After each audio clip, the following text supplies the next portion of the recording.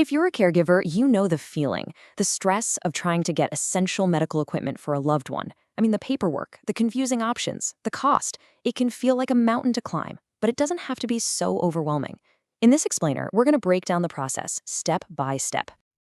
And this quote, it just hits the nail on the head, doesn't it? If you've ever felt like this, you are definitely not alone. You know exactly what your loved one needs to be safe, to be comfortable, but figuring out how to actually get it can feel like this impossible mystery. But here's the good news. While this puzzle is, yeah, it's complex, there are very clear paths to solving it. So think of this as your roadmap. We're going to explore 3 different paths that will help turn all that confusion into real confidence. All right, path number 1. This is the most common route, getting a doctor's orders so that insurance, like Medicare or Medicaid, covers the cost. This is the official, by-the-book way to do it, and honestly, for a lot of people, it's the most affordable option. So how does this path actually work? Well, it all starts with a visit to the doctor. They have to examine your loved one and then write up an official order, which is basically a prescription for the equipment. That piece of paper, along with all the other paperwork, is what the insurance companies need to even begin to consider approving coverage. It's the absolute first, most crucial step. Let's use a wheelchair as an example, right? For Medicare to cover it, the doctor's notes have to be super specific. They can't just write needs a wheelchair. No way.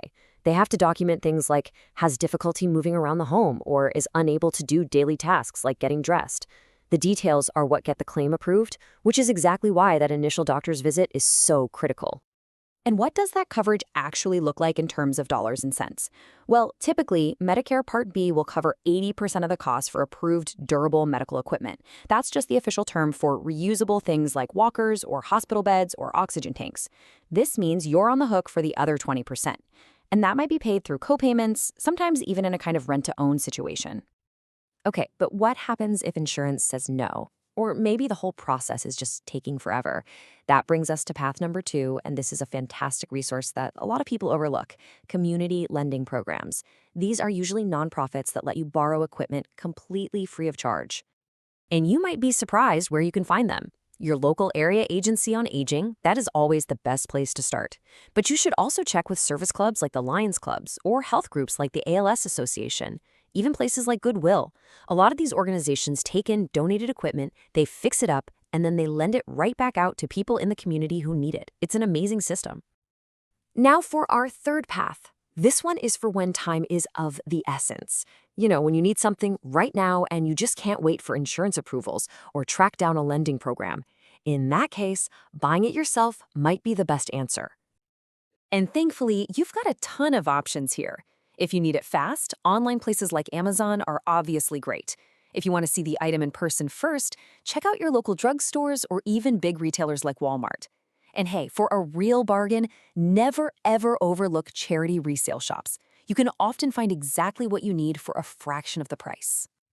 Now, if you do decide to go down that path of purchasing, you're going to face another big decision pretty quickly. Is it better to rent the equipment or just buy it outright? This is the key question you've got to ask yourself. And the answer really depends on your specific situation. It's not always as simple as just comparing the rental fee to the purchase price.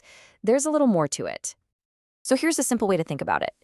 You should probably consider renting if the need is short-term or if you really want to avoid a huge upfront cost.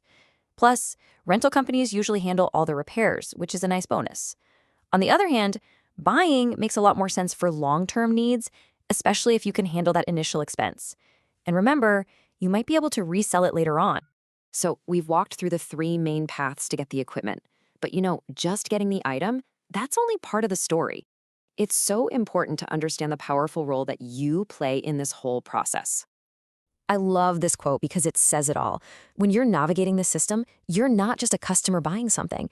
You are your loved one's champion. You're their advocate. You're making sure they get the tools they need to live with safety, with independence, and with dignity.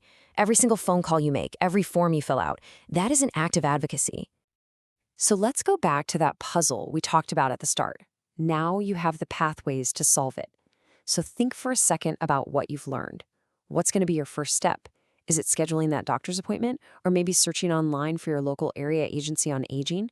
Or maybe it's just making a simple rent versus buy list. Whatever it is, taking that one single step, that's how you begin to piece it all together.